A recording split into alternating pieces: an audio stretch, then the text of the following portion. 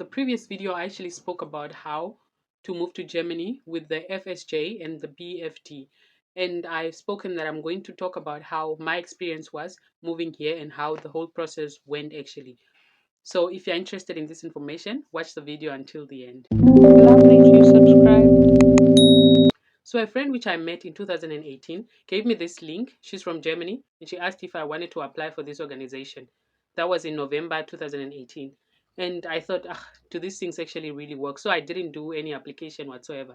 I let it go to December and then January. By the beginning of February, she sent me another text saying, this time she was already in Germany. So she texted me saying, did you actually apply for, did you send your CVs to this link that I gave you? And I was like, does it really work? Do I really have to do? I don't even see myself going to Germany whatsoever. All the doubts we always build up for ourselves. And then she was like, just try it. So I spoke to some of my friends and I spoke to my parents too. And they also thought that, this is probably just kidnapping and stuff like that, the whole mindset. So I thought, no, I'm actually not going to do it. And then something actually just came to my mind. I was like, okay, how about I just try it? I kept dragging, and I was like, okay, what's the worst that could happen? How about I just, put my documents together and send it to this email? And my husband, who was my boyfriend at the time, he actually supported me so much. He was like, yeah, sure, just apply, let's see what happens. So I applied to this. I sent my stuff to this email. That was in the morning, in the middle of February or so. And then I went to work. By the time I came back, the same day, by the time I came back at the end of the day, I got a response saying, we've received your document. Can you please send this and this document again, which are missing, and we are going to get back to you. And I was like, okay, that was too quick, that was too quick. But anyways, that's what happened. They I sent the documents that they needed, and then afterwards I waited for like 2 or 3 days, and they told me that, yeah, in 2 months we are going to have a seminar where we're going to look at everybody, have you introduce yourselves, and all that. So a seminar basically. So I was very amused and so forth. And the seminar date arrived, so we all met. We had this where they were telling us everything about what the organization is about and so forth.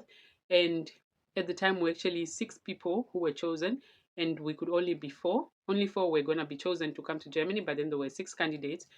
And I was unfortunately, or should I say fortunately, the only female in the group. So it was a whole trial luck thing. Nobody knew who was gonna make it. I mean, we had 2 people who were quite solid because they were supposed to come the previous year, but they didn't, so they were guaranteed the space. And then we were 4 now who were trying to battle to get this space for 2.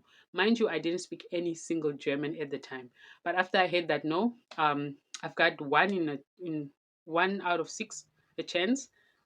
How do I say it? One in 6 chance, something like that. Yeah. Once I knew that I had that chance, I was like, okay, how about I just start learning the German language, and just see how it will be.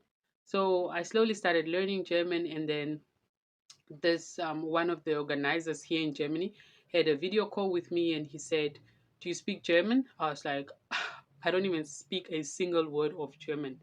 Yeah. I don't speak a single word of German. And he was like, okay, but how do you think you're coming to communicate to the people here in Germany?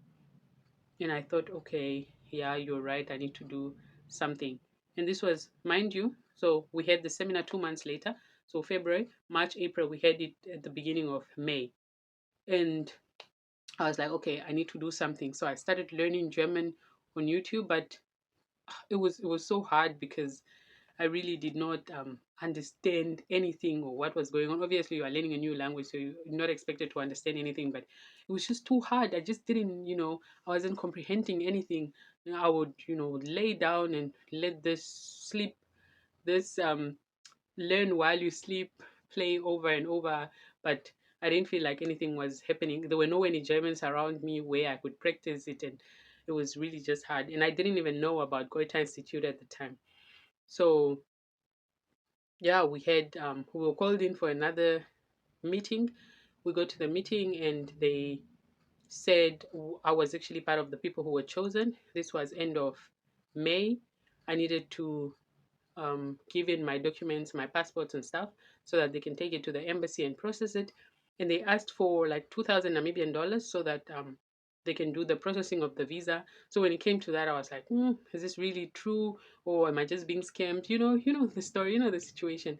Am I being scammed and stuff? I asked like some of my, close people, and they were like, no, we don't have such money, and you cannot apply for these things, because what does that actually mean? Is it true? Is not true? And everybody was kind of doubting here and there. I didn't have like so much motivation from my people, only two or three of them that were really like, okay, if this is going to work, then, let's push and make it possible. So I managed to accumulate this amount. I gave it to them, and they did the visa processing. In the beginning of June, we were called for like a final meeting where they told us everything that we needed. They, we were called to the embassy. We did our fingerprints. They asked some questions, and then we gave in all like necessary documents and stuff like that.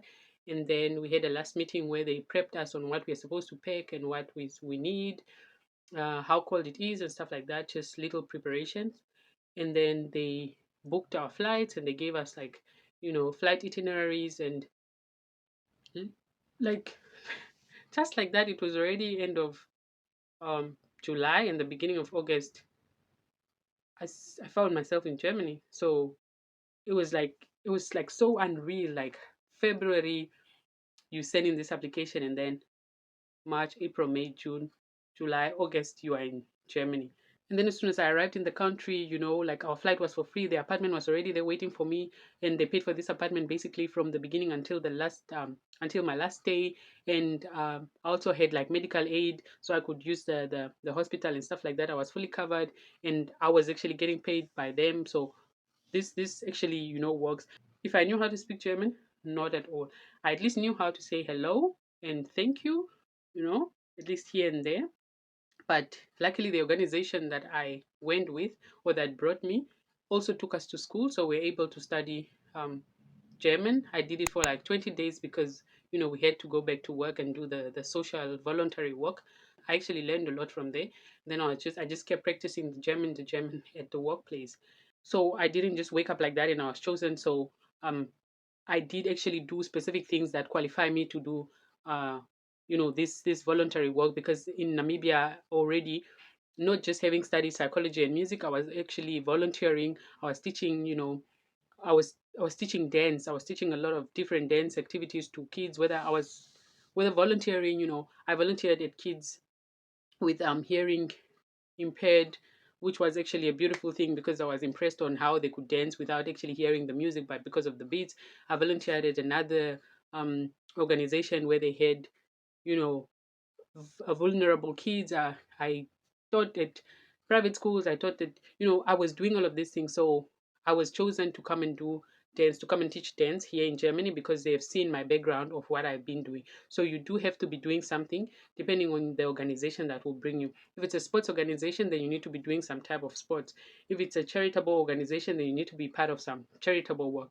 So check out the organization, and if you have enough time, try to get yourself involved in all of this, so that again you are able to get all of this recommendations and stuff like that. I was able to accumulate all of this knowledge. I got my documents, and I thought I wanted to stay again, so I found another job and brought my whole family here. And that's the story for another day. If you want to watch the whole story, I also have how my family joined me in Germany in in another video. So it's not actually much, but that's actually what happened. So these things are real. We look at it and we think, no, it's just scams. So we just, I mean, of course, there are such things. There are people scamming other people, and they're the ones that are building this doubt and so forth. But some things are actually real. And that is how my process went. So, yeah, guys, if you're interested, watch my previous video on, how to come to Germany for free and live for free, actually, and start applying. It all starts with you. So I hope you've enjoyed this video, and yeah, I hope you got some inspiration from it as well. Don't forget to comment, like, and subscribe. If you have any questions, I'm here to answer you guys. Hence why this channel. So all the links that I put in the descriptions in the previous video, those are actually legit links of organizations that are here, things I know of. So yeah, go ahead and apply for it. If you want to, you can make it happen for yourself. So it just takes you taking the step. Love you so much, and choose.